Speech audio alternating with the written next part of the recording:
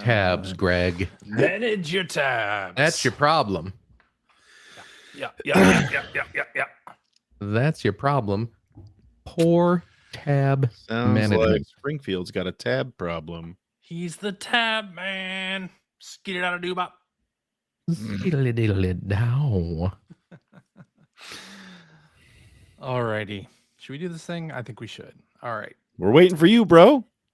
Hello and welcome to episode 941 of the Player One Podcast for Tuesday, December 10th, 2024. I'm your host, Chris Johnston. With me, as always, from Canada, Mr. Gregory Stewart. Hello. How's it going? I realized after I started waving that this is an audio podcast. And Although should probably say something. A lot of people are watching on YouTube. They're watching the VOD on YouTube. So Yeah, Oh, yeah? I appreciate True. that. If you're watching the VOD on YouTube, leave us a comment or say hi on Blue Sky or something so that we know you're out there. I can see the numbers. You are watching the show. Is that right? Yeah. Should we be monetizing this? Of course not. I don't think our channel's big enough to monetize yet. Should we channel's not- be? Our Like you channel's have not to big hit a enough. certain threshold before you can Should do we that. be getting sponsors? Yes. Problem with sponsors is that CJ always says no, and then he goes ahead and reeds the ad anyway. That's Well, true. yeah. Then they get You know, free it's like the advertising. other day I was listening to a book on audible.com. Let me tell you some of the great deals you can get on Audible right now. That's right. You can get a subscription, you get credits, and you can download sort of all the books, all the audiobooks you want. Brought to you by Masterclass. Oh, yeah. Alrighty. Yeah. Joining me from the great state of Washington, Mr. Phil Theobald. Hello. How's it going? Oh, grand. Just grand, is it? Never been better. I see. How are you? I am just dandy. Thank you. Good. Thanks for asking. Glad Phil. we got Hey, that out of the absolutely. Yeah. Ugh. Should we talk about some video games? I don't know. Should we?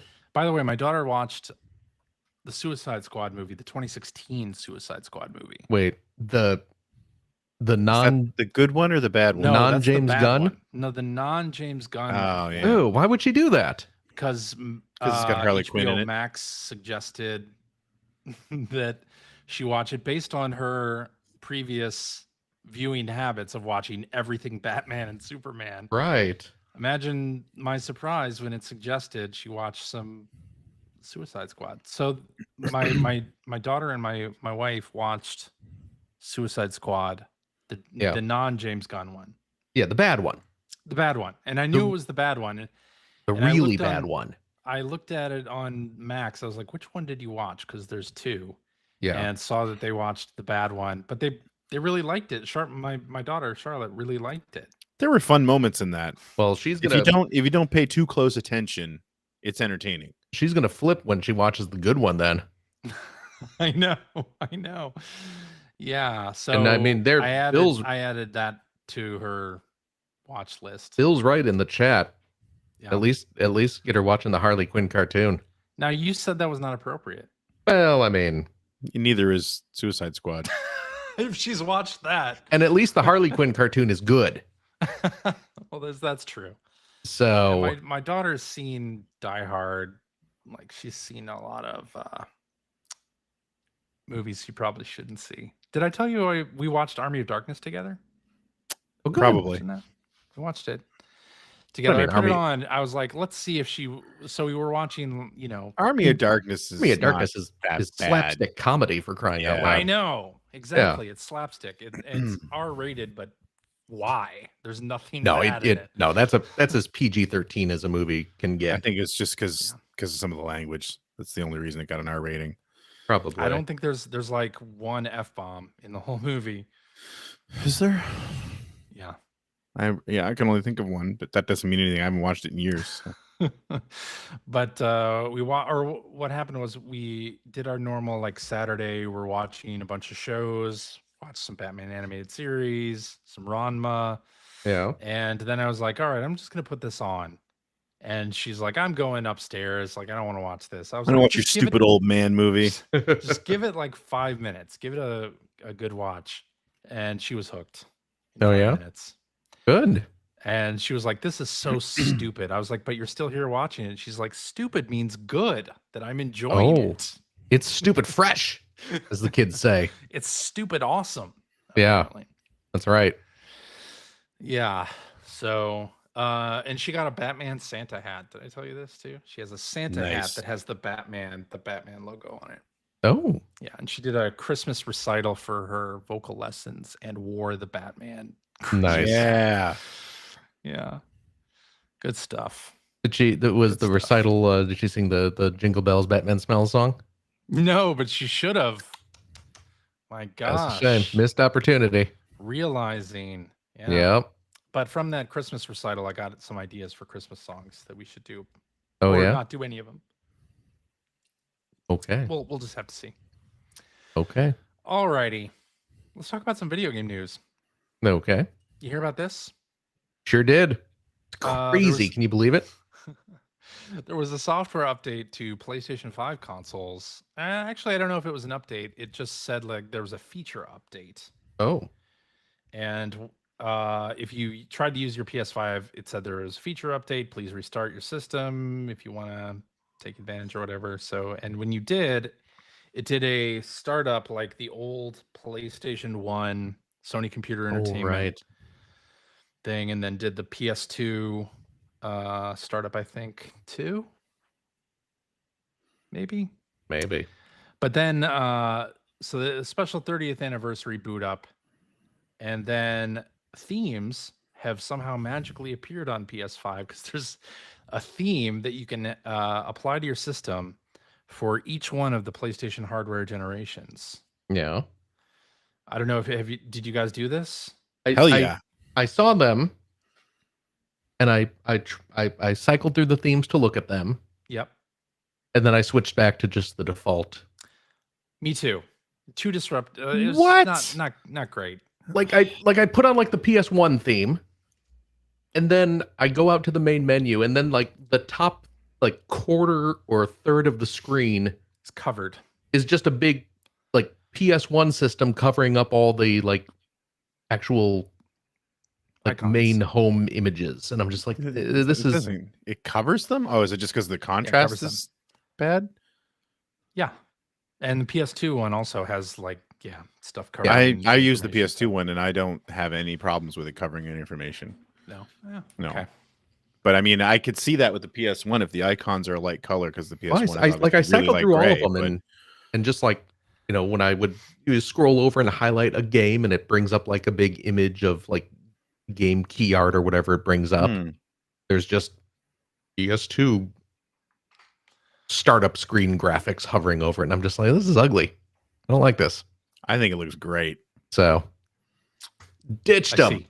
kicked it to the curb. I Nice actually- idea. Yeah. I actually had trouble picking which one I wanted because I really like I have so many fond memories of the PS2. Right. I think it's probably my favorite system ever.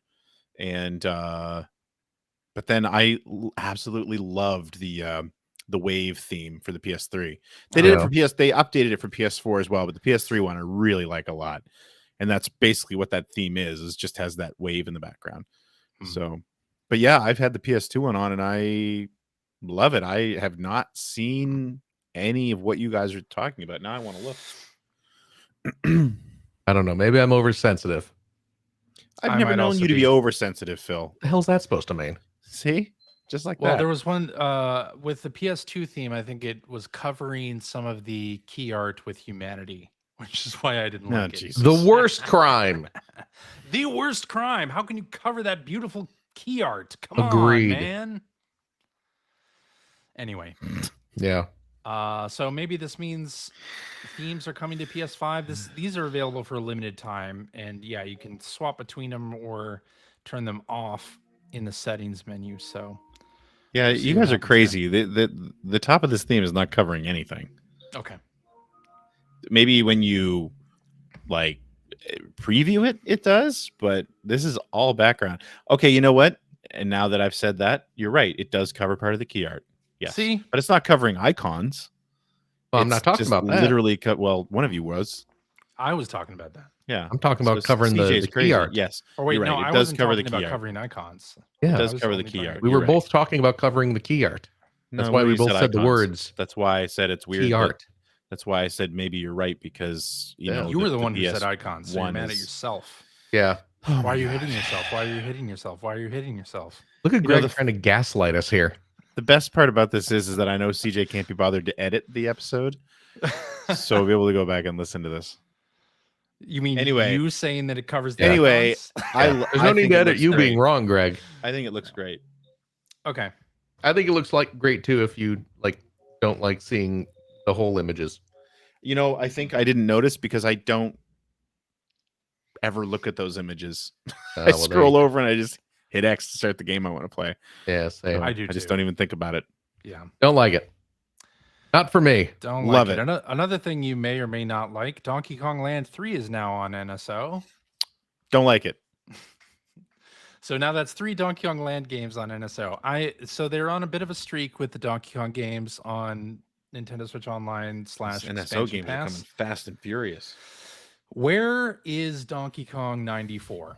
So Yeah. that one's not It is on there? Not available yet. The Has only it one done that's it? worth playing. It is the one that's absolutely worth playing that you probably haven't played, dear listener, although I've played it. I know Phil has. I know I Greg love it. has. Hell yeah. It's a great game, and it is not just Donkey Kong, the arcade game. But that's the beauty of it. Yeah, They I know. disguised it as Donkey Kong the arcade They game. disguised it, but nobody got the Yeah. memo. Nope, it's great. No. Yeah. So I'm hoping, fingers crossed, one of these days there'll be a tweet. Donkey Kong 94 is up on NSO. I'm not holding my breath though. Do you Yeah. think, because isn't there some weirdness around the Donkey Kong rights? Do you think that it would be affecting it? I mean, it's not No. like the I don't Donkey think so. Kong code for the Game Boy was okay. I doubt it. I mean, Arcade Archives has Donkey Kong I on know. there. But I don't know if that was more of a one-off situation where somebody was paid for a certain amount of time to have these. You know what I mean? Like, Maybe. I mean, I don't know if it's. I don't think it's been delisted. But anyway, just curious. Well, I know we're all hotly anticipating the Switch 2 for whenever it gets announced, but apparently some accessories are already being sold online for the Switch 2, even though the system hasn't been announced. We haven't seen anything on it. There are cases and tempered glass screen covers available on Alibaba, online shopping site Alibaba. I've never ordered anything from Alibaba. No, neither have I. I used Ali or AliExpress, but Oh, not Alibaba. isn't that the same thing? I don't know. Oh, okay. Well, you can get your Switch 2 accessories now. You can buy that screen protector and have it sit for 6 months to a year And then find out that it wasn't actually the right size. and find out that it's not the right size. Yeah. Do you put screen protectors on your stuff?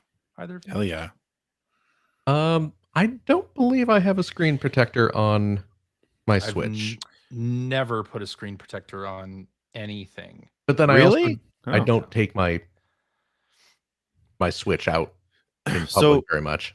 I put a screen protector on my Switch, and I also put one on my Analog Pocket, a Oh. tempered glass screen protector on there, and actually had a situation where I dropped the thing. Oh dear. Yeah, which I don't ever do, and it landed face down. Oh, I was shit. like, oh no. Oh, And there was a crack when I picked it up, but it was the screen protector. oh good. Oh. The device itself is absolutely fine. So it's like, yep, I Great. guess I'm always putting a screen protector on things. I Or just did don't put the drop any of protector- your devices. Hmm? Just don't drop anything. ever. That's the solution. That is I the did put the solution. screen protector on my Analog Pocket. You did? I did do that, yes. Okay. Yeah. Yeah, I don't have anything that has a screen protector. I may have done that with like an early iPhone.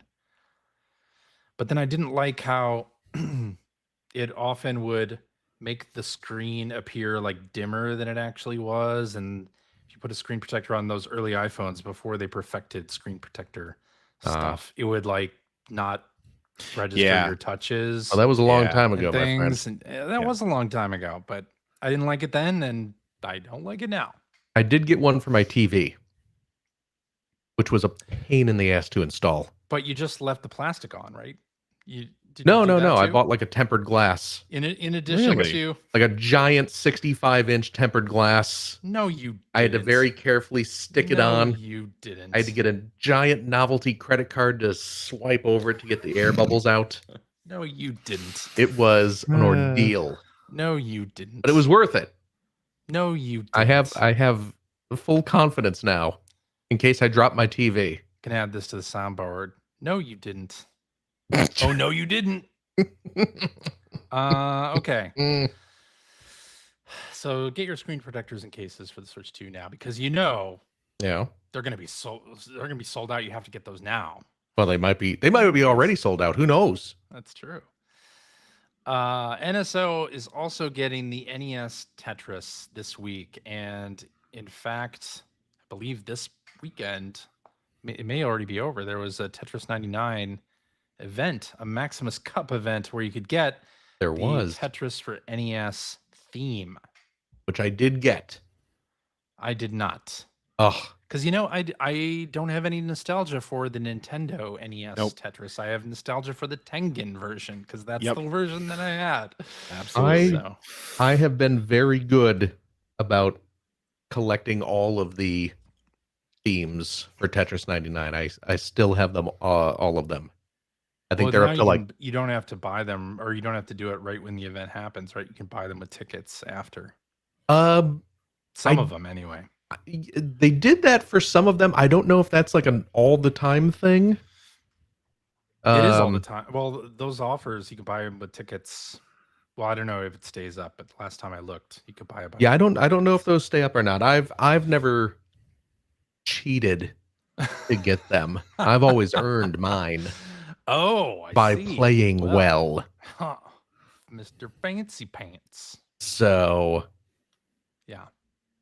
I do okay at Tetris 99. It takes me about 4 matches to unlock one of those themes. Tetris Oh, 99 is the game that taught me I suck at Tetris. I always I'm- thought I was good at Tetris. I'm Until pretty people are okay really at good. Tetris 99.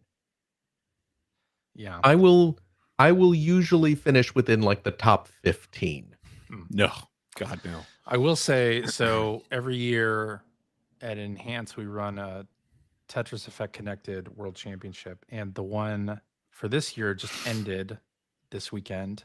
You know? And if you want to see some top level Tetris play, it's absolutely insane. Oh yeah. Crazy, crazy stuff in all the modes of Tetris Effect Connected. So Yeah. People who are really good at Tetris I can't, my mind are doesn't work that really quick. good at They are Tetris. really damn good. Yeah. And the people who can do that motion, the thing with the controller, I forget what it's called, where they're like tapping on the back of the Oh, controller. yeah, Have you yeah, seen yeah. that move? Like that little Crazy. kid was able to do. Yeah. Yeah. Yeah, that's ridiculous. It's crazy. I don't even understand the physics of that. I can't do it. I can't Yeah. do it. Yeah, that kid who won like what? Like Blue he's like Scooty. what's that? Blue Scooty is his hacker Blue- alias. Is Blue that his Scooty. Christian name? Yeah, I think so. it's named after his grandfather, the elder Blue Scooty. But he's like the Tetris world champ or something like that, right? He better be. I don't know if the classic Tetris World Championships are held. Usually, they used to be around this time, but now they're in the summer. I don't remember if he won over the summer, He but beat he, NES Tetris. yeah, he beat that. Well, that was last year, right? That was a year ago. Yeah. Oh my goodness, almost a year ago to the day. Yeah, He's Man, best we're known for topical. becoming Willis Gibson. Is I mean, I loved his novels. Blue Scooty. Best known for becoming the first person to quote unquote beat NES Tetris on December 21st, 2023, after he triggered a kill screen. yeah. Yeah. Yeah, hyper tap is the name of the technique, and Blue Scooty is not the top. He's not the champ. He's top ranking. Yeah, Okay. He's also 14, so he's better than all of us combined. and definitely better than any of us would have been at 14. Oh, easily. Did Tetris exist when we were 14? I mean, it existed. Yeah, it existed. Oh yeah, that's But- true. That's true. No, I was We're not that old. I Well, was 1989. I was 12. 13 so- when the Game Boy came out. So Yeah. Yeah, I was 12. but I mean, it existed before that. So Hyper Tap, by the way, sounds like some kind of sketchy NES accessory that came out back in the day. from Comerica. Yeah, Yeah. or some new Yeah. technology, some new autonomous driving technology that Elon Musk has put in the Tesla. I don't know. The Hyper Tap actually seems to work. There you go. It'd be like some sort of plastic peripheral you plug your NES controller into, and it's supposed to like make it easier to push the buttons That's crazy. Yeah. while you're wearing your neoprene fingerless gloves. Hell Your yeah. Airbuster gloves. Hell yeah. The Airbuster gloves. Just one more thing I wanted to point out here. I talked about the game The Alters when the Steam Next Fest demo was out. Yeah. And now it's available on PS5, and I think people should play it. I think it's a really good game. Anyway, it's like you're some kind of space miner. You get stuck on an alien planet, and your entire crew has died, and you use the ship's genetic duplication machine to make duplicates of yourself, but you can like alter sections of your life. Like, okay, you didn't learn this lesson in your life, so it branched from here and you did this. You became a scientist instead, or you became a janitor instead of an engineer, and things like that. Like, kind of a really interesting concept for a game. And then you use those doubles to help you on the ship. And it's really, I thought it was really fun, really interesting, really had some sort of interesting narrative choices. So go play it on PS5 because it's available. That game was supposed to originally come out in 2024, got delayed to 2025. So we'll be playing that. I'll be playing that next year, but you can play a demo of it now. Mm-hmm.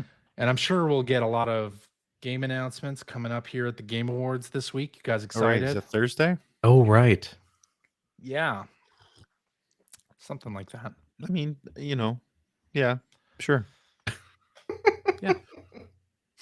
We'll see what happens. Maybe we'll see some more of those Sega games that they announced last year, right? They announced Yeah, boy, Oh, right. that's all of exciting. those. I forgot about all that. I mean, I am excited for those games. I just wish they'd come out. Me too. Waiting for I a mean, year. they will I- at some point, Yeah, probably. I'm a big fan. I'll tell you, Nintendo spoiled me. I like that Nintendo basically just says, "Hey, here's a new game. Go buy it right now." You know what I Or mean? Like, it's out in 3 months. or it's out in 3 months. Like, it's not like here's a new game we're working on. We'll see you sometime in 2028. Right. Yeah. Very exciting stuff. All right. Let's do what you've been playing. Oh my. Phil, That was quick. Yes. that was quick. Hmm. Why don't you Maybe a little talk- too quick. Maybe a Did I- little did I too kick- raff. Did I kick too quick? Well, another thing we can say at the top here, Greg and I were on a conference call with some of our old school EGM buddies in Oh my goodness. preparation for the EGM retrospective book. Yeah, and we only went like to 2.5 times over, Oh, really? and we could have gone a Over the lot allotted longer. time. Honestly, We could've, like, it yeah. was How long were you guys chatting? 2.5 hours. 2.5 Oh my hours. goodness. Yeah. I saw It was the the screenshot of the Zoom call. Yeah. It was good seeing John Dudlack again. That- I know. And Jeannie Kim. I haven't seen them in forever. I Yeah. think the last time I saw Jeannie was at my wedding, which was 18 years ago. Oh my goodness. She didn't come up for the divorce though. I don't understand that. But anyway, but yeah, as we were talking, I was trying to think. I think the last time I've seen or spoken to Dudlack outside of maybe interacting with him a bit while he was freelancing was after I left EGM and moved home. I went down to Chicago for something. I had some reason to go down to Chicago and got together Grab a at deep dish. John's. Yeah, got together at John's place for a barbecue with like Nice. Jeannie and Dean and Cyril. I'm going to say probably Jim Cardano was there. Maybe Mike Reisel was there as well. Oh, wow. And that was 20 years ago. Like, I'm sure yeah. it's been 20 years. Well, last night we learned John has kids. I had no idea John had kids. Yeah. Wow. Yeah. So Plural. yeah. Yeah. Okay. Yeah. But it was great. It was good fun. That's it was awesome. a super fun time. So you people who have backed the Kickstarter will get to see that later. Read all about it. All right, Phil, Yes. why don't you tell us what you've been playing? Well, Arr, what have you been playing? Why did we? What's happening? What buried treasure? CJ's going into full pirate mode for some reason. That's okay. CJ's I'm all pirate. for it. Yeah. I've been playing something a little unusual. That's not that unusual, but Like a Cyndi Lauper album? oh man, I wish. So unusual? She's great. That's what she was. Yeah. I played a bit of Justice League Cosmic Chaos this week, Oh. which is a superhero game. Not the big superhero game that came out this week. Not Marvel Rivals. Oh, you didn't play that. You know what? I did download it. I also downloaded it. I'm not going to get into Marvel Rivals because Yeah. it's Overwatch, and Overwatch is not my type of game. No. Right. But I do feel obligated to at least try Marvel Rivals because it has a playable Squirrel Girl in it. Mm-hmm. So I kind of got to. And it has that shark. What's the name of the shark? Jeff, I think. Jeff. I think yeah. it's Jeff the Shark. Sounds like something Monty Python would name. Some call me Tim. Exactly. Well, I've heard Jeff is a good character to play as, or might be a good character for me because they're a support class character. Oh, okay. And they do healing, so I'm totally down with that. Oh, perfect. I play support in most shooters, so Oh. yeah. Well, there you go. I can be Squirrel Girl. You can be Jeff. Yep. We can. Greg can be the tank character. I don't even know what kind of character Squirrel Girl is. I know she has a slingshot. Yeah. DPS. I don't know. Do you know what that I don't is? need. Do you know what DPS is? Need more dots. Yeah, it means dots per second. No. It's how many pixels she can cover as she runs. She's very speedy. No. It's you can cover damage per second. I know. I knew that. Did you really? I actually No, did. you Yes. didn't. Did you really? I did. Yes. Yes, I did. All right. I did. All right. You know. I work with people who play these types of games And you have to hear them droning on about it. I do. Sometimes. every On day. and Up on and sticky. on. But what I did play is the silly cosmic chaos game. Is this a new game or is this? This is a relatively new game. It's a kids game. So It's very much by- meant. Which company put this out? It's outright Is it games. Game Mill or is it Outright Games? It's outright games. It's outright games. Which one is it? Yeah. So you know it's not going to be very good. Yeah. Although I will say outright game stuff tends to be a little better than Game Mill's stuff, Yeah. but it's not Probably very just good. Middling. Yes, exactly. Not great, but not like awful. Yes. It's just kind of there. The main reason I wanted to play this is the main reason was because on Black Friday I was able to get a copy for like $10 from Best is. Buy. So I was like, okay, for cheap, I'll pick it up. And I mainly wanted to play it for the kind of story aspect, because it's got a solid cast doing the voices. You got Nolan North is in it as Superman. That's You got Diedrich Bader as Batman. And I know he's voiced Batman in some of the cartoons before. Well, and he also voices Harvey Dent in the new Amazon animated show. Oh, does he really? Yeah. Oh, nice. Harvey Dent slash Two-Face. Vanessa Marshall is Wonder Woman, and she was on Star Wars Rebels. She was Hera, like one of the main characters on Rebels. Josh Keaton is in it as the Flash. And the villain of the game, this is another reason why I was interested in it, because the villain of the game is Mr. Mixospitlick. Oh, Miss okay. Mixospitlick, isn't it? It's pronounced. It depends on which show you're watching, but it's been pronounced a few different ways. Yeah. But you, CJ, you've been watching the Superman animated series, so you've probably encountered him. Yes. Voiced in the By cartoon by the Godfrey. ideal Mixospitlick voice actor, Gilbert Gottfried. Yeah. Who, Nice. of course, sadly, RIP. is no longer with us. So the new, the voice actor for him now is probably your second best choice. It's Dana Snyder, Oh, okay. There you go. who you may know as Master Shake Master from the Shake. Aqua Teen Hunger Force. That's really good casting there. Exactly. So that's the main reason why I wanted to play this game. Which, and it is, it's, from what I've played, not terribly good. It's a very simplistic kind of just you're running around levels, beating up people, just tapping an attack button. Sounds like a Lego game. Yeah, I mean, yeah, imagine like if a Lego game was Or Knack. Knack. It's the Knack ultimate is a Lego game. intersection between Lego and Knack. People hate Knack, but actually it's a pretty good kids game. I've never actually played Knack. I have no real opinion about My Knack. daughter loved Knack too. Oh, really? Yeah. She It would might, you make know me what? play it repeatedly. She too. might like this game She might, yeah. because she's probably not going to be as picky about the gameplay. No.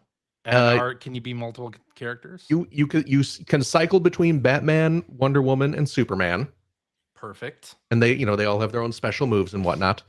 And there is a crap ton of spoken dialogue in the game, Okay. Well, And I may it's- have to buy this for and it's actually like the story and the humor. It's funny and it's cute.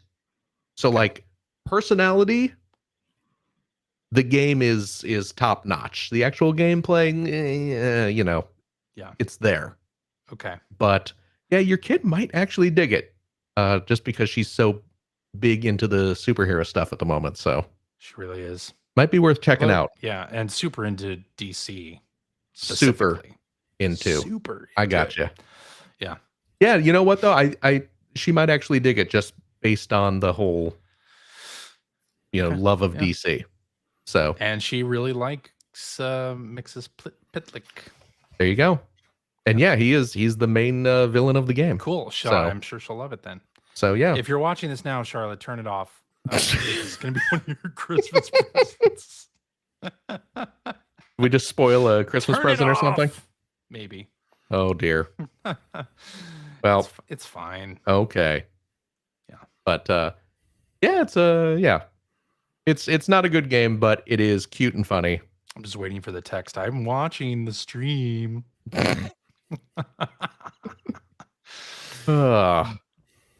But yeah, other than that, like I said, I played a little Tetris 99. I've been waiting for indie. I resubscribed to Game Pass to play indie. Specifically for Indiana Yeah. Jones. Same. Oh yeah. Oh, Yeah. well, and the reviews that came in last week They're are glowing. so glowing, where it's Yeah. like, oh, well, Yeah. this we have to all play Well, this now. and Bill Mudron, Mhm. who he picked up, he paid the extra to get the early access version, so he's been 20 playing or a bit. 30 I've been, bucks. Okay.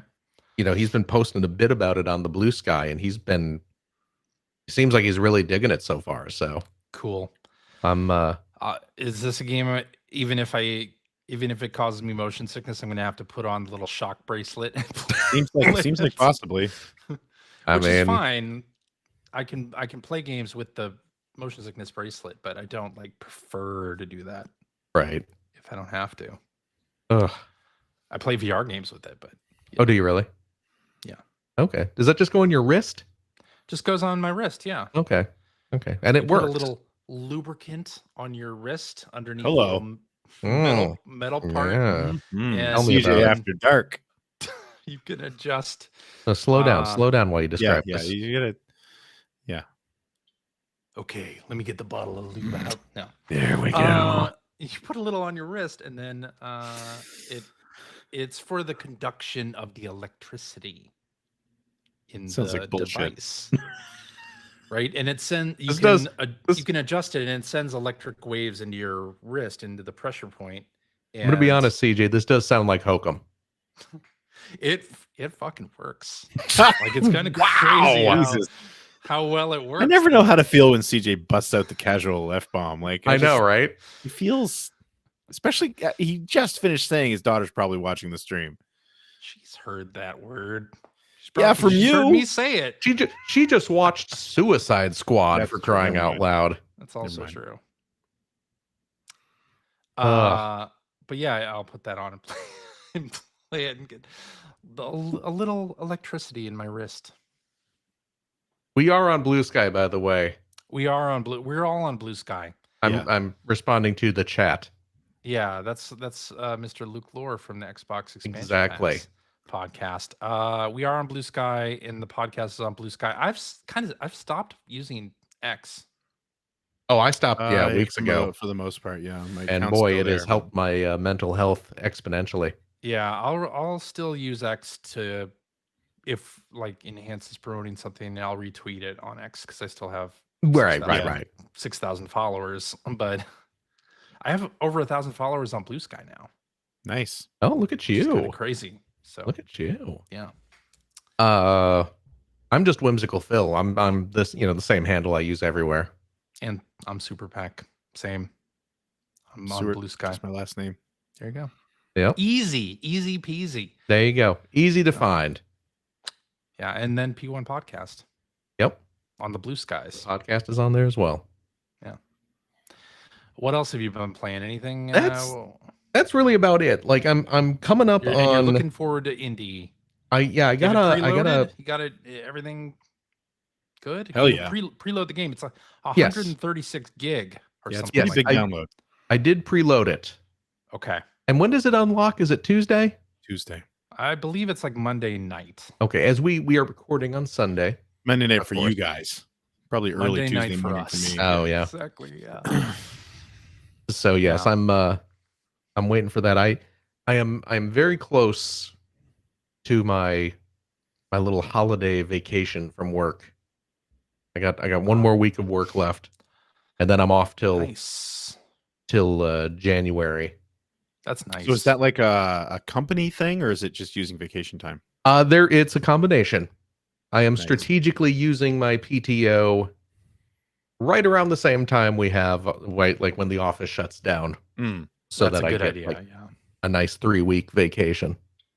Nice. Awesome. Yeah. So I'm gonna hopefully spend some time then obviously playing indie and getting back into ease and going from there. But yeah, I'm itching to play indie. All this positive buzz about it. Yeah. A lot of positivity about it. Indie's out now, says Bill. Yeah, you could pay to play it early. Well, you can pay the early access price. Yeah. And then Inferno 9 says I'm playing indie on Game Pass on PC now. It unlocked at 7 Eastern this evening. Oh, so it's out for what are we recording? Why it's are out we for the doing regular a people? Why are we doing a podcast then? Let's just Oh my goodness. Let's end this and go play indie. Yep. Thanks everybody. No time for love, Dr. Jones. We got a game to play. Yes. Oh my goodness. What Okay. else have you been making with a 3D printer? Anything that we should know about? What have I been making? Yeah, what's the update? Have you been making anything cool? What's going on in your maker space? Oh Yeah, my gosh. you did some kind of Starlink Oh yeah. thing, right? Yeah. Remember Remember s- Starlink? Not the stupid friggin' satellite crap, but The the old Ubisoft. Ubisoft game. The game that is actually quite good It is a good that a game. lot of people slept on, and since Well, it didn't do very well it's sales-wise. So it was real cheap after a while. It was a Toys to Life game Yeah. that was released It was one of their last ones, wasn't it? kind of Yes. well after the Toys to Life bubble burst. Like Lego Dimensions was done, Skylanders was done, Disney Infinity was done, and then Ubisoft said, "Why not us?" And they released Starlink: Battle for Atlas, Yeah. which was like CJ said, a really good like spaceship flying around shooting game. And the gimmick was the toys were all the models of the ships, and they all had interchangeable weapons that you could plug in that would change the weapons you could use. You could pop the wings off the ships and mix and match wings Yeah. Yeah. that would alter stuff. And then there were little pilot figures that you could plug in and mix and match, and that would all change things. So it was a cool gimmick. The toys were great. Like the little model ships are outstanding. And then the Switch version, came with an exclusive R-Wing. Mm-hmm. You got a little Fox McCloud figure, and you got an R-Wing, and they were great. And for a very short while, Ubisoft was selling on their website official like flight stands, so you could display them. Oh, I didn't know that. Oh yeah, but the thing was, they were, I think they were like $20 a pop, and they weren't around for very long because they had to make the money back for the game's development. Yeah, exactly. Somehow, but I yell as I reach across the room. The mic probably didn't even pick up half of that. it did pick up. Oh, did it really? Most of it. Yell louder next time. Say "but" louder. But louder. There you go. I think we have a show title. Thank you. Phil's porn name. But louder. Look at that. Look at that. I printed up a little flight stand. I just found these. Here, let me get all the stuff off. There it is. There's the naked flight stand. Oh, and you can just pop your little pilot in there. You pop the little weapons on there. And then the ship got the little hole in the bottom there, and it just goes bloop right there. Boom. perfect. Beautiful. That is beautiful. This thing took me like 45 minutes to print. Little dab of super glue here and there to attach the parts together. And now I got a flight stand. Now I just need to print up like half a dozen more of these. And look at that R-Wing for the people watching on the YouTube. That is so cool. It's a great little, and then you can see the wings just wait. Here we go. We'll pop that wing off. Are you gonna do a barrel roll? Oh wait, no. Wing damage. There it is. Wing damage. God. I friggin' love that's lovely. Star Fox. Anyway. Yeah, so I printed that up. Oh, look. Here, I'll show you this. I'm in the process. Dana doesn't watch this show. Why would she? Don't know. But I'm making her a Christmas present. Look at that. Oh, Look at that. I'm making her it's very nice. A Star Trek TNG communicator badge. That's good. It's gonna have magnets on the back. And it's got this little magnety bit so you can clip it to your shirt. Click it and say energize. Exactly. That's too good. I love it. I'm in the process of printing that up. But hey, you know what? I'm gonna plug this. She works for a mobile game company. A game she's been working on just came out this past week. Oh. She was one of the writers on a Netflix game, Ooh. and it's based on there's a reality show on Netflix called The Ultimatum, and then, it's like some dating reality show, and Netflix produced a game based on it. And she was one of the writers, and it's called The Ultimatum Choices. And if you have a Netflix subscription, you can play it now. There you go. So awesome. If you want to play like a mobile dating game that my wife wrote for, you should go do that. So sounds good. Yeah, that just came out, and she's been like looking up on like Reddit and stuff like that, seeing what the people are saying, and the people who watch the show seem to really like it. So, well, that's good. So that's good. Yeah, that's what you want. That's very good. So, yeah, they seem like they're all getting invested in the characters, and she's just like, they're treating it like it's an episode of the show, and it's just like, great. That's what you want. That's it. Exactly. That's what you want. So that's great. There you go. But that's I've been making toy stands, and you're the real Santa Claus. Well, I don't like to brag, but I'm more like an elf. I do have a bowl full of jelly. I don't know. I see. That's it. But who's up next? That would be me.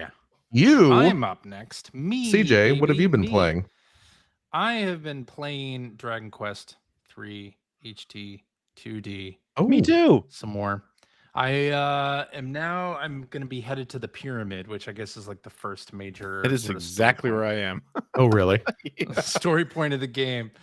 Yeah, I am really enjoying it. However, I should have been paying attention the first part of the game. Do you have to use the Chimera Wing? I thought there was a spell that would let you transport back to. There is a spell that will let you transport out of a dungeon. Yeah, there's one that transports you but out of a dungeon. If there's one was a better way you back to a place, I either don't know about it or I don't have it. I thought there was a better way to like exit a dungeon, go to a town, and come back. So the Chimera Wing will do that. So you can use it. Yeah, it does. And it'll send you back to town, and then you can go back to where you used it, I believe. I thought you had if you use another one. Yeah, you do. Yeah.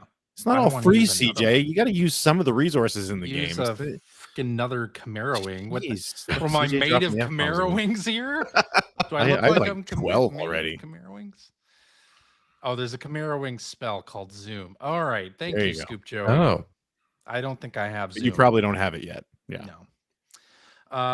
But anyway, so I've been playing that, and so one of the things that I did last was you climb this tower. There's been somebody has stolen a crown. Mm-hmm. You're supposed to go get it back, and you climb up this tower. And what I discovered is I have everybody on the auto battle, doing like the what? What are you doing? It's like you've never played a video game before. Keep going. You're shaking your head. What are you doing?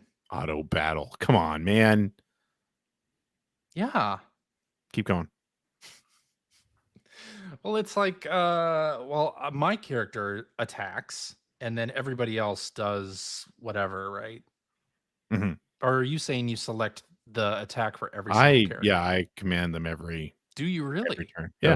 Oh shit. Well, I don't. Maybe that's my problem. I think we established that. Maybe that's my problem. So, yeah. I kept running out of MP. Yeah, and I honestly even using commands every turn, because it seems very clear to me if you're using the default party that your magic user is pretty useless if you're not using magic. So I got a spell that was really working well for me, because of course in this game you don't choose which enemy you attack specifically. They're grouped. So if you come across a group of like 3 different types of enemies, those are 3 different groups. But like if there's 2 of each, you don't choose which one you attack. Right. But so the spells that I had that were like area effect spells would only affect one group. But then I got a spell called Bang, which actually affects every enemy on the screen. Ooh. It's fire based, so it was really great up until the point I entered the desert, which is where you're at right now. because everything's like you want to be using water spells, and I don't have an equivalent water spell yet. So okay. yeah, So you've just been banging every monster you come across? absolutely. Nice. I've been divorced a long time, Phil. Well, yeah. So I would run out of MP, and I was like, I know there's a spell. They told me there was a spell that could get me back to a town, and I don't remember what that spell is. So, So I just started using Chimera Wings instead. Fun fact and slight spoiler warning: there is at least one floor, maybe multiple floors in that pyramid where you can't use magic. So, have fun with that. Well, great. Did you find what difficulty level are you playing on? Standard. Okay. Did you find that it ramped up when you got to the desert? I haven't gotten to the desert. I am walking to the desert now. Okay. Well, when you get there, let me know what you think, because it seems like it's gotten way more difficult in the desert. Yeah. Okay. Well, that wouldn't shock me. So when I started running out of MP, what I would do is just try to grind levels and explore the rest of the island while I was doing it, and then went back to the tower, and I would get to that place again and be out of MP again. Mm-hmm. And there's, as far as I know, and tell me if I'm missing something, there are no MP replenishing items. I think there are, but I don't use them, so. Well, I wasn't able to buy them in any of the shops that I looked at. I was like, one of these has to restore MP, right? No. Joey will probably pop up in the chat telling us whether there is or not. Yeah, there probably is. But so what I did is I used Chimera Wing, slept in an inn, used Chimera Wing to come back, and it sets you at the beginning of that tower. So really, you just have to do it again. Mm-hmm. And then I set all of my auto battle settings to don't use MP. You can set it to not use magic points. And then what I did is I scaled the tower, running away from fights. Jesus. Just fleeing from everything until I got to that point, and then I just totally kicked the ass of that boss. It was not having any MP totally screwed me. So yeah, I mean, I just find that I tend to use a lot of MP. Yeah, I mean, I do the healing, even the sort of economical healing version uses MP, right? Yeah.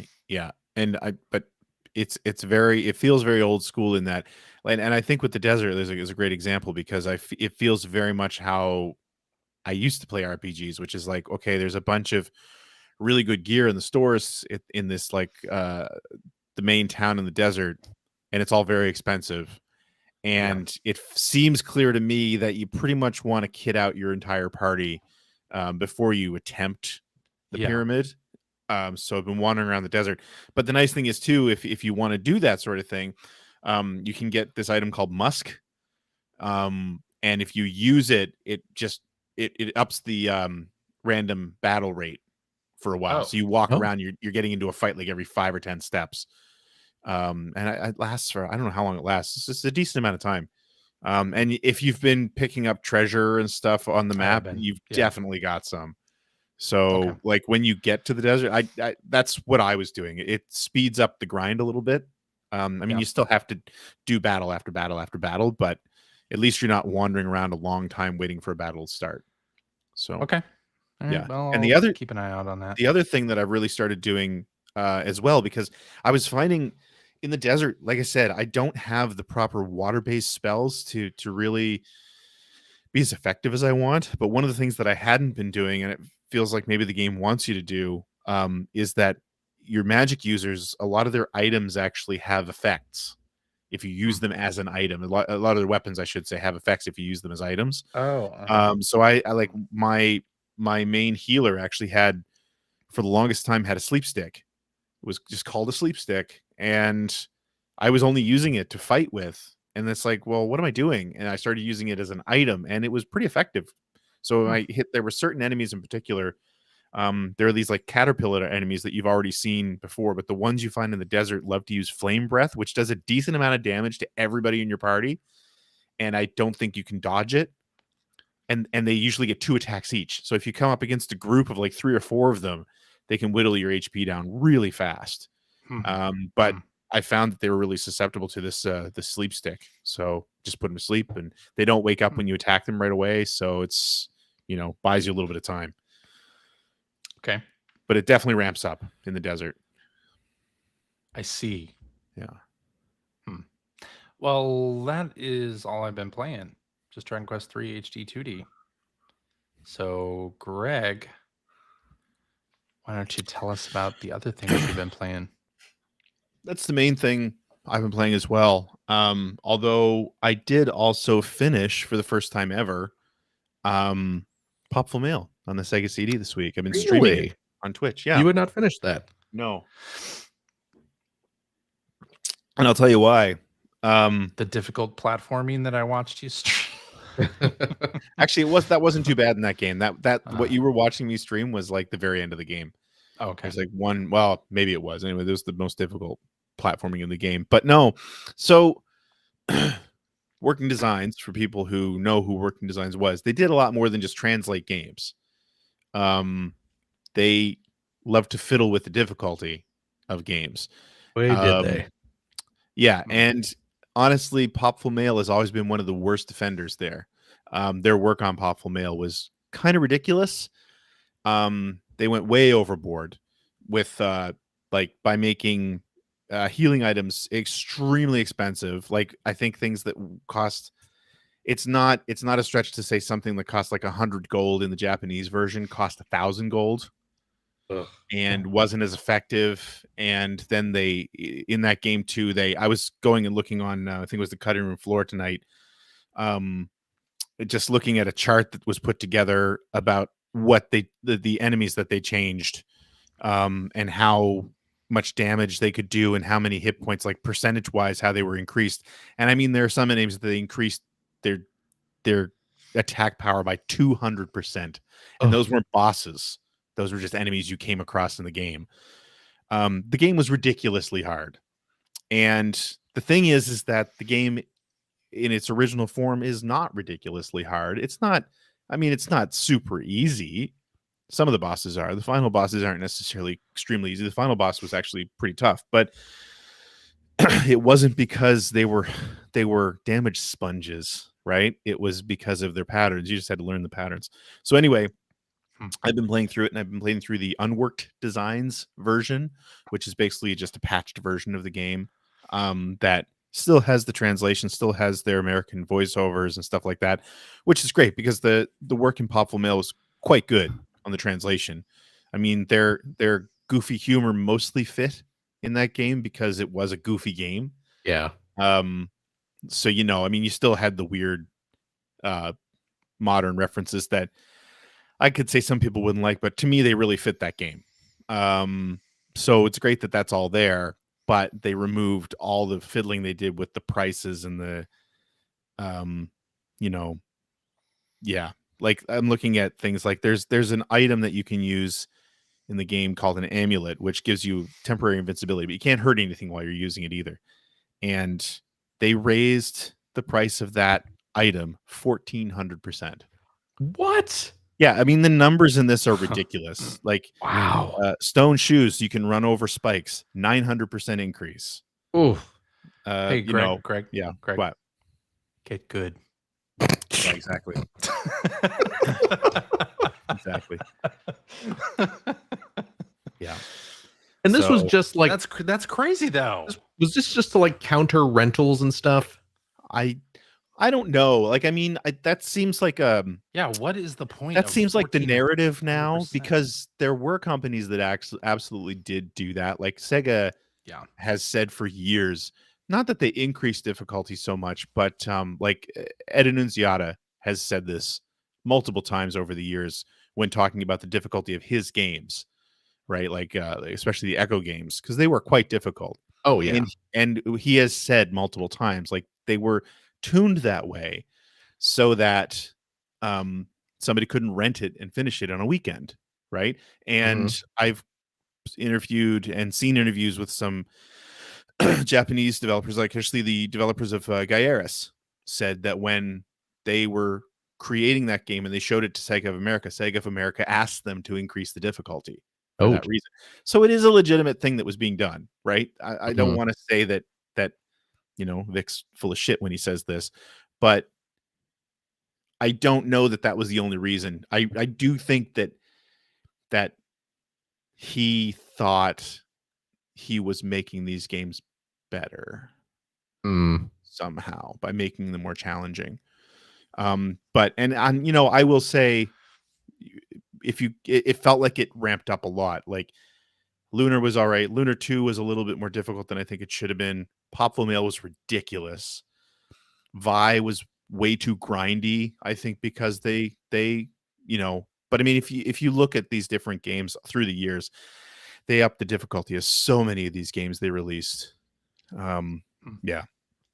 And I mean, they were very open about it, because the instruction booklet for every Working Designs game, the final page in the instruction booklet was always just sort of a little hello and thank you from Victor Ireland, where he would talk about the changes they made and why they made them. And he was open about the fact that, they made the games more difficult. Back then they weren't saying so you couldn't rent it. That would be stupid to put in the manual. But anyway, it seems like that narrative has shifted to, well, we didn't want people to beat these games in a rental, which, yeah, that was a legit thing that was happening back then. And maybe that is true, but I don't totally buy it, because Victor Ireland is like I say, he's a bit of a bullshit artist. And so, whatever. I see. But either way, really enjoyed it. Really enjoyed playing the Unworked Divines patched version of the game. It was like 7 hours long. I mean, it's a short game. It's like 5 to 7 hours long. And it can be a little bit mean at times, but overall, yeah, really enjoyed finally finishing that one. It was one to cross off my list for 30 years now. So yeah, that was the thing.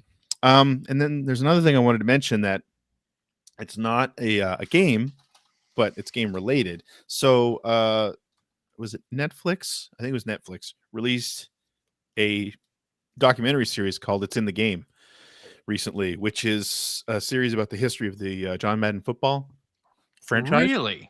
Oh, cool. Oh, I heard about that. It is cool. Yeah. So it's wasn't this a question we got? Do you remember the question? What game series would you want to see documentary on? I think. Oh yeah. We may have answered Madden for one of those, just because it's such an influential game. And I guess Netflix was monitoring the podcast and decided as is the case, we willed it into existence. Yeah. Oh, there you go. Namava in the chat asked that question. There you go.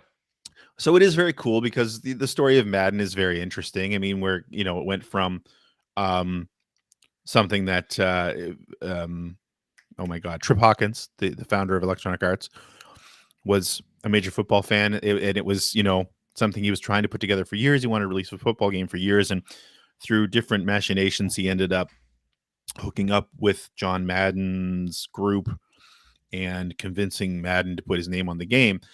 And the documentary series, for the most part, is really good, because it really does run from sort of the beginning of that right through to Madden 25.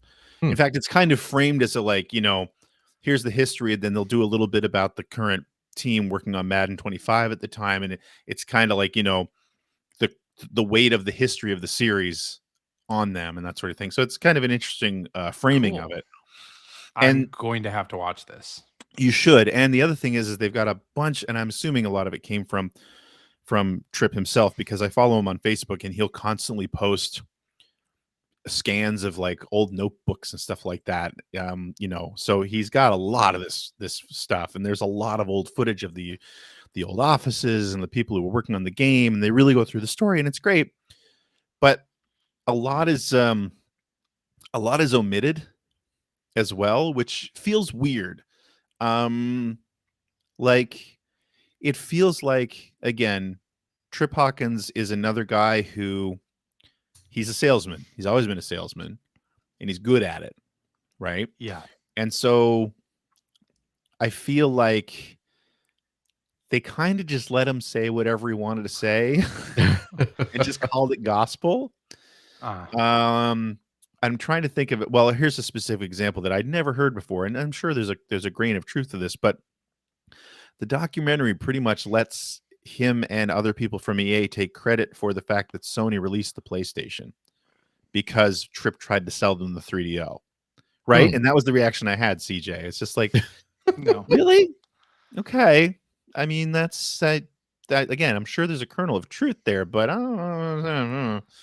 I don't know. You have to ask the other people in the San Mateo software group. Right. Yeah. Right. So, but I mean, it does go into, and there's a few other things like Tom Kalinski's in it, and they're talking about sort of the meeting, the very pivotal meeting that was had between EA and Sega regarding the fact that they had reverse engineered the Genesis and they were going to release these games anyway, and then how Sega was trying to buy Madden because Joe Montana was in such bad shape at that point. And then, the whole idea of EA making the first Joe Montana game, which is actually the episode of Generation 16 I'm working on right now. And they have a ton of interviews from very pivotal people at the time. Like I said, Tom Kalinski's there, a bunch of people that were part of the early development of the game, but they leave out people like Scott Orr. They don't even mention him. And he was like he was a huge part of it. They never ever mentioned Park Place Productions, which was the company that made the Madden games for them. They never mentioned Michael Katz, even though he was part of that whole process. He was the one who had signed to Montana, and there's just a lot of people they leave out. And it ends up making the timeline kind of fuzzy. They never mention things like there's a whole section. In fact, they're really painted as their biggest rivals, which is the 2K, 2K Studios, which was, of course, Visual Concepts. They never mention Visual Concepts. They never name them. They never named Tiburon. They never mentioned that Visual Concepts actually worked on Madden before it was working on NFL 2K. And, that the year that they didn't ship Madden was one of the years that Visual Concepts was working on it. And they have Brandon Justice, who I don't know if you guys both know him or not. I think you do. But they have him there as sort of the voice of 2K, which is fine because Brandon was a big part of that studio and of that series. But they kind of by not explaining things, they make it seem like he was there when the first NFL 2K was being made for the Dreamcast. Oh, okay. Even though he didn't go to 2K until like 2001, little things like that are just, there's all kinds of moments throughout where I'm just like, I don't feel like that's entirely right. Or I feel like they're not giving enough information here to be authentic. I feel that way about a lot of video game documentaries, though. Yeah. Right. And I understand that they're working to a time frame and they did an amazing job. Don't get me wrong. It's very thorough. It's very entertaining. It's very informative, but it just feels like there's a lot that was left out. There's some really big names that were left out. Would you say yeah, they fumbled the kickoff? Wait, did I use that right? Fumbling, stumbling, but never bumbling. You don't fumble. You don't fumble a kickoff. You fumble a reception. You right? can. No, I don't know. Yes. The documentary wasn't the slam dunk you'd hoped it would be. Wasn't a home run. That's too bad. No grand slam. No. But no, I guess the thing that really caught me is if you don't know anything about the history of any of these series, it feels like a source of truth. Right. But if you know a little bit about the history of these series, you're constantly left with that doesn't seem exactly. Wait a second. Yeah. It's funny, you mentioned that about this documentary, and I've noticed that about other video game documentaries. Doesn't it, when you watch any documentary, do you ever think to yourself, what are they not? What have they gotten wrong, or are they not filling out in this documentary for the sake of entertainment? Usually, right? Yeah, and I mean, there's a account that I follow on Blue Sky. I think it's just called Video Game History, and they did a whole thread about a lot of the things that were kind of left out. And I mean, I know from personal experience because I'm trying to talk. Actually, some of the people that I've been talking to over the last year working on this Joe Montana video were in the documentary. So that was kind of cool. And actually, one of the guys that I've been speaking to reached out and said, "Hey, did you watch the documentary? It's just so cool to see all my old friends in that first episode." And it's yeah, that's great, right? It's really good. but they were calling out like the fact that Scott Orr is again not even mentioned in the documentary. And I've been trying to talk to Scott Orr for a year now for 2 different projects, and he's quite private. Now I know. Now you know why he's not in the documentary. Right. And I actually said that. It's like, well, he's apparently a very private person. So I'm not totally surprised that they didn't get him. Mm-hmm. Right. But they responded with very good point. It's like, yeah, but they never even mentioned him. Right. Well, if right. they're not going to talk to him, why? He was the lead designer on the first console versions of Madden NFL football. Like, he was a big deal. So anyway, I don't know. Either way, it is a good documentary. It's very entertaining. It's very informative, but they did seem to leave a lot of stuff out. I see. Okay. Yeah. Go watch it anyway. It's like 4 episodes, 4 hours long. Okay. That's pretty much it. That's it. But I will say, I'm still looking for people to join in on the Gran Turismo 7 Extra Life race this weekend, Saturday at 4 p.m. Eastern. Head to my Extra Life page, make a donation, join us. There's lots of spots open. Would love to see some more people on the track. Well, and that first my first Gran Turismo game came out for PS5. Yes, I just downloaded that today. I'm curious. Apparently, it's like an hour long, and you can unlock a bunch of cars that will actually transfer to your GT7 garage. Oh, really? Cool. So I don't know. They're not new cars, but I mean, you can sell them if you already own them, right? So it's a million credits or something like that. Cool. But I'll be talking about that next week. All right, then. I guess that means it's time for tweets. A tweet-a-little-litty, a tweet-a-little-litty, tweet, a tweet. All right, let's start with this one from hacker alias John Mark 2131, who says, "Did CJ ever try the hot mustard sauce from McDonald's?" So sad the hot mustard sauce is gone. You mean the best McDonald's sauce? The best McDonald's sauce? I have not. Oh, the best discontinued McDonald's sauce. Not down here, buddy. It is up here. Oh, sucks. Okay. Well, they even taught you. I have not tried it. I took my kids to McDonald's for lunch today because we went out to my company always does like a family movie every year as a Christmas party thing, which is awesome. Yeah. So we went and saw Moana 2 this morning. Oh, it was not great. It was okay. Oh, really? It wasn't as good as the first one, but it was still a nice movie, but it was kind of all over the place. But anyway, we left. They were all hungry, and my daughter had to go to work in like an hour. So it was like, well, let's go. McDonald's is right here. Let's go. And so we ordered the Grinch Happy Meals. Which I don't think we have here in the States. So I'm wearing my Grinch Christmas socks right now. But anyway, we ordered McNuggets, and like when you get to choose the sauce, hot mustard is still listed, but it's grayed out. Really? It's so mean. That's cruel. Like, just delete it, bro. Export it from the US. Yeah. Don't worry, we'll put a bunch of tariffs on that. Yeah, they go the other way. We might put some tariffs on it. Oh wait, what? No. When in the coming trade war. Alrighty, well, that's the update on the hot mustard. No. You should absolutely try it, though, CJ. You should. It's so good. That. Yeah, it is the best nugget sauce. I trust you, Phil. You should. I will eventually get around to it. Oh, okay. All right.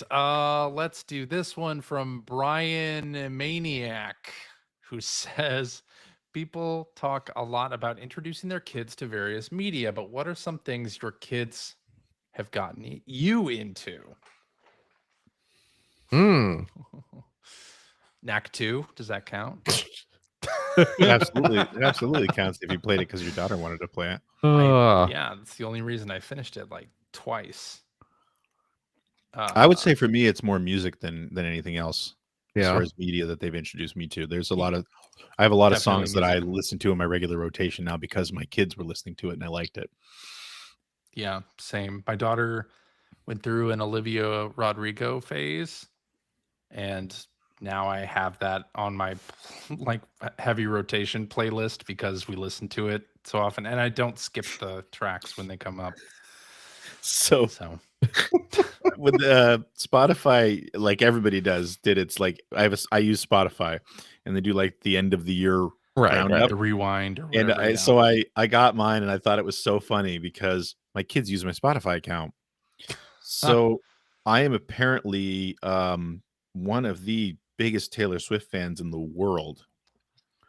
You have 0.1% Taylor Swift fan. Something like that. But I'll tell you one thing. I am in the top 0.05% listeners of The Box by Roddy Ricch. Oh, congratulations.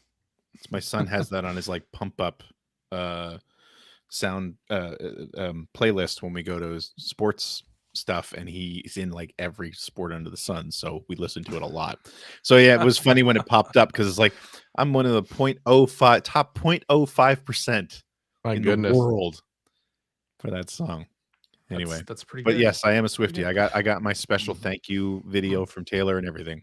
Wow. So I actually do like some of Taylor Swift songs, I have to say. Me too. Yeah. And there's an episode, if you watch The Bear, which I know you have not. No. On Hulu, there's an episode where Taylor Swift tickets and then a Taylor Swift song features heavily in the episode. Oh yeah, that's a really good show. If you've not watched The Bear on Hulu or Disney Plus or whatever, watch that because it's great. I will say that Chicago set. That is true. Show. Have you watched it, Phil? I have. I've been told I need to, but I have not watched it yet. It's very good. It's very good. I will say too, talking about Taylor Swift, I took my daughter and her friends to the Eras. I couldn't afford to take them to the Eras tour itself, but the movie in the theater, her and her like group of besties, and I mean, it was a great film, like a great concert film. Yeah, I don't have a ton of experience with that, but it was really well done. But watching them react to it is, I'll go to my grave as that's one of my favorite memories. Like, I watched them more than I watched. Well, yeah, the show because they were having so much fun. So that's on Disney Plus too. Yeah, it is. Yeah. Oh, I know. We've watched it. Oh, yeah. All right, let's do this one from. I didn't get to answer. Friend of the show. But Finn's got me into. Go ahead, answer. Have you guys seen the Skibbity toilet? It's got that. Right. It's got that Ohio Riz. No cap. Do you own any Skibbity toilet merchandise, Phil? Do I personally, or no, does Finn? Is there any in your home? I actually did get him a little Skibbity toilet thing for like a gag Christmas gift. He's not actually into Skibbity toilet, but you know, it's like it's a funny, meme, jokey thing. Yeah, it's super meme. Yeah. No, I've played more Roblox than I've ever thought I would play. What a horrible game. I can't say I'm into Roblox, but he definitely likes to introduce me to whatever Roblox game he is currently into. Right now, if ever there was an argument for kids games that aren't very good, it's just Roblox. Yeah, it's like the ultimate. Like, it's not graphically impressive, and the gameplay on most of those games is terrible. Right. I feel like it's a great example of why I don't agree with people who say I'm going to make my kid play the classics. Yeah, because they're that's for you, not for them. Exactly. That's right. Yeah. Right now, it's Fishk is the hot new Roblox game. It's a very simple fishing game. Okay. And he and his friends have been super into it. He's played it a bit with me. You know, the creator of VVV made a game on Roblox. Terry Kavanaugh. Yeah, Terry Kavanaugh. Yeah. I always wanted to play that one, but I don't think it was very popular. Oh, really? He had a I think he blogged about it too. Since Roblox was so big, he wanted to try to make a game in it. No, And there's a Sesame Street did. game in Roblox. Yeah, there was a Sonic the Hedgehog thing in There Roblox was. too, right? Yeah. Climb the Giant Man Obby That's the one. is Terry Kavanov's Roblox game. Yeah. Good stuff. All right. Lots of obbies. Shall we do this last Skeet Storm series?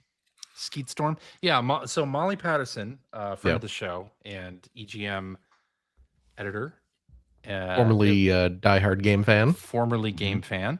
Yep. Wrote us this tweet. It's several skeets. It's a novella. So I'll just go ahead. Is skeet the term now? Is that maybe? Oh, for I believe, understand. Okay. I believe that was coined to be kind of an ironic.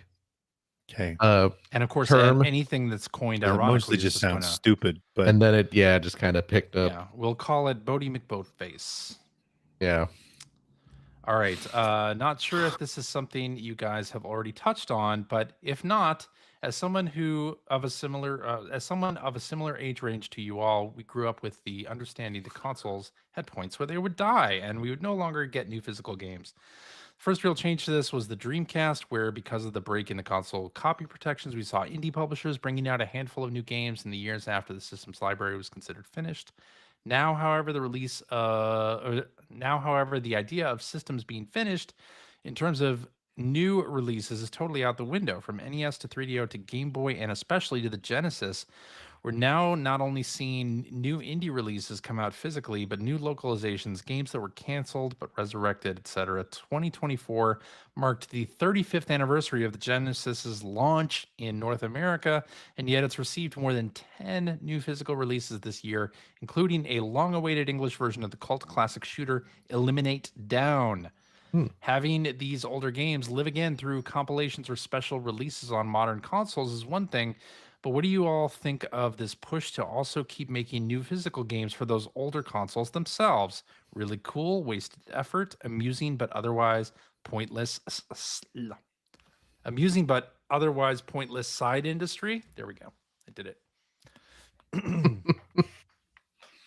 I want to hear Seward's answer to this one. Yeah, because you bought picked up and played a few of them, yeah? We've played a few of them, yeah. I first of all, I love that the Genesis seems to be like the popular console to do this on. Yeah. It feels great. But I think it's somewhere in the middle. I do think it's great because there are people out there who legitimately want to play this stuff on original hardware. And some of that has to do with, up until the last few years, I would say, for me, a lot of that had to do with original controllers. Because that was important to me, right? It's always felt weird to play like a Genesis game using like an Xbox 360 controller. Like it's not the same thing, right? But there's been a lot of third-party companies that have released very reasonable facsimiles for a lot of old game controller, old hardware controllers at this point. But again, there's some people who just prefer that. So I think it's that's like a very small, very dedicated group. Otherwise, I kind of lean into the whole like this is silly side of it. Because really, it's very much a collector's thing. Again, I love the fact that like Molly mentioned there, what was it, Eliminate Down that she was mentioning? Yes. There's been a few situations like that where there are games that were previously kind of locked in Japan or in another language that have been translated and have physical releases. And I know personally, I mean, Mega Man: The Wily Wars is a great example of that. Oh yeah. And I love having a physical copy of that because I still do play physical copies of my Genesis games. And I love that some of these people who are doing these original games release physical versions that play on old hardware as well, right? Yeah. Like that's awesome. But I feel like we're definitely in the minority, and I feel like that was even more proven when recently one of the guys that used to work at Limited Run Games sort of came out and was spilling the tea on everything after he was let go, where he was talking about the whole 3DO, was it D? The 3DO release of D, how it was on CDRs, and basically saying like that's because most people are never going to open the box anyway. Right. You know what I mean? So it's like I feel like that's a much bigger majority. I shouldn't say a bigger majority. That's a majority of the people who are buying this stuff or buying it to put it on a shelf or buying it because it's going to be worth more down the road. So I don't know. I don't know that it's wasted effort. I don't know that it's pointless. I do think it's really cool, but I think it's really cool for a very small subset of people. Allow me to offer a different take on this.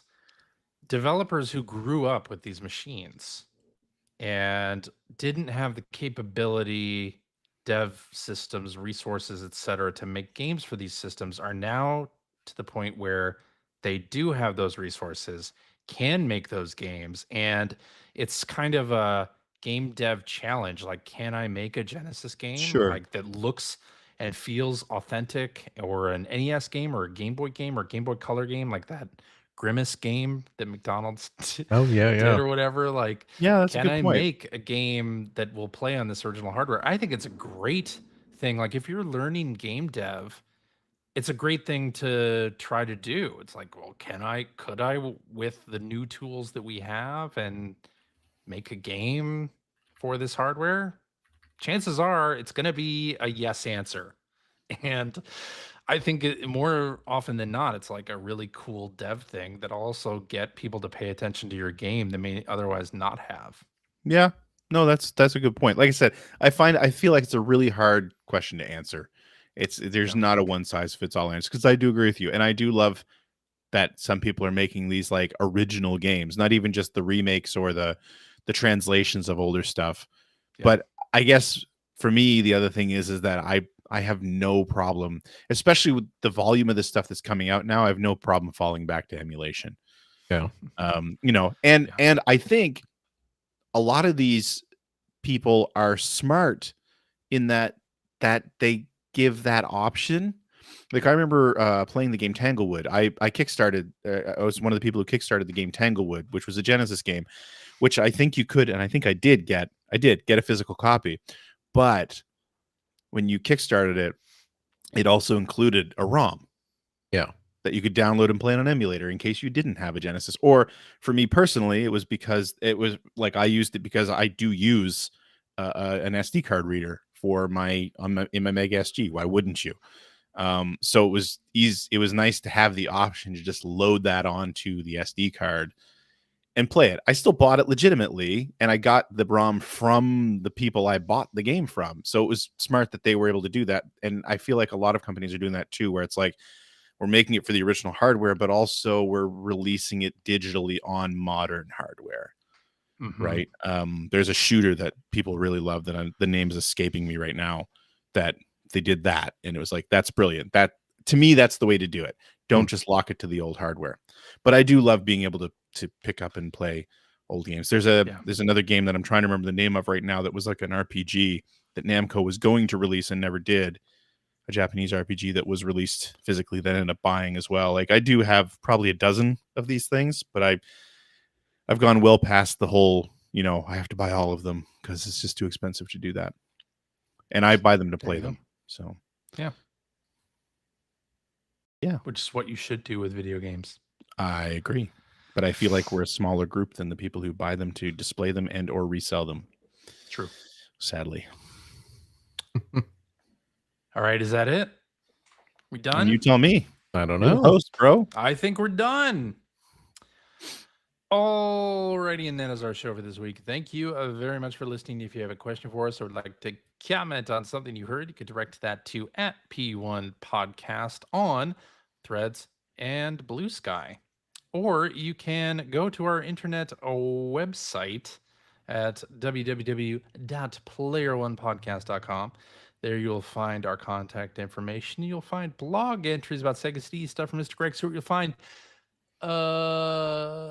Generation 16 episodes there as well. And you'll find show notes and links to all the things that we talked about in this here episode alongside a link to our Discord server where you can discuss this episode with us and our other listeners. If you'd like to subscribe to the Player One Podcast, you can do so by visiting player1podcast.com or by loading up your favorite podcast listening app. We're also on Spotify.